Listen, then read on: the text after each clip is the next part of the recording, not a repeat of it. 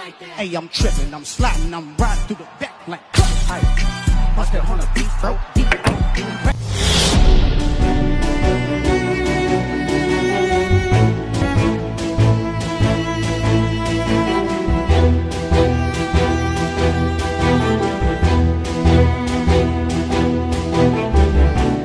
Proses lahirnya Pancasila sebagai dasar negara Indonesia melalui tahapan sejarah yang penting, terutama pada masa menjelang kemerdekaan tahun 1945. Dalam video ini, saya akan menjelaskan secara ringkas mengenai 3 momen utama. Yang pertama BPUPK, kedua Piagam Jakarta, dan terakhir PPKI. BPUPK, Badan Penyelidik Usaha-Usaha Persiapan Kemerdekaan, dibentuk oleh Jepang pada 29 April 1945 untuk menyelidiki dan mempersiapkan kemerdekaan Indonesia. Sidang pertama 29 Mei sampai 1 Juni 1945. Dalam sidang ini muncul 3 tokoh utama yang mengusulkan dasar negara. Pertama, Muhammad Yamin 29 Mei mengusulkan 5 asas secara lisan dan tertulis. Yang kedua, Soepomo 31 Mei menekankan negara integralistik. Yang ketiga, Soekarno pada 1 Juni menyampaikan pidato tentang Pancasila yang kemudian dikenal sebagai Hari Lahir Pancasila. Setelah itu ada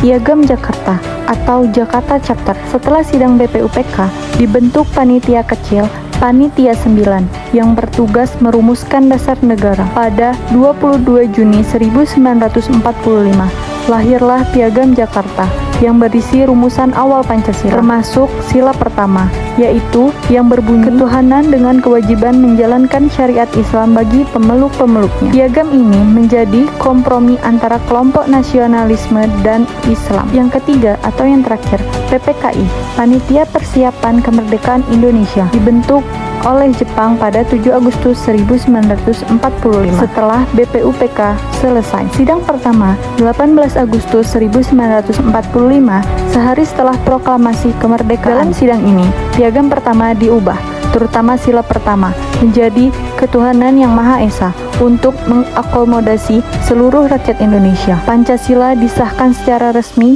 sebagai dasar negara pembukaan Undang-Undang 1945. Kesimpulan yang kita dapat yaitu proses lahirnya Pancasila adalah hasil dari diskusi intensif dan kompromi antar berbagai golongan dan perjuangan untuk menyatukan keberagaman dalam satu dasar negara yang inklusif. Nilai-nilai Pancasila yang tercemin dari proses lahirnya Pancasila melalui BPUPK, Piagam Jakarta, dan PPKI mencerminkan semangat kebangsaan, persatuan, dan kompromi. Nilai-nilai Pancasila yang tampak dalam proses yaitu pertama, ketuhanan yang Maha Esa. Terlihat dari perbedaan dan kompromi mengenai sila pertama dalam Piagam Jakarta, menunjukkan penghargaan terhadap nilai-nilai religius dan keberagaman agama di Indonesia. Yang kedua, kemanusiaan yang adil dan beradab, terwujudnya dalam semangat untuk membentuk negara yang menghormati hak asasi manusia dan keadilan sosial. Diskusi di BPUPK menunjukkan keinginan untuk membentuk negara yang beradab dan menghargai martabat manusia. Yang ketiga, persatuan Indonesia. Proses kompromi antara kelompok Islam dan nasionalis dalam Piagam Jakarta menunjukkan semangat persatuan. Perubahan sila pertama menjadi lebih inklusif adalah bentuk nyata dari semangat menjaga keutuhan bangsa. Yang keempat, kerakyatan yang dipimpin oleh hikmat kebijaksanaan dalam permusyawaratan perwakilan. Sidang-sidang BPUPK dan PPKI mencerminkan proses musyawarah untuk mencapai mufakat. Semua keputusan penting diambil melalui diskusi dan pertimbangan bersama.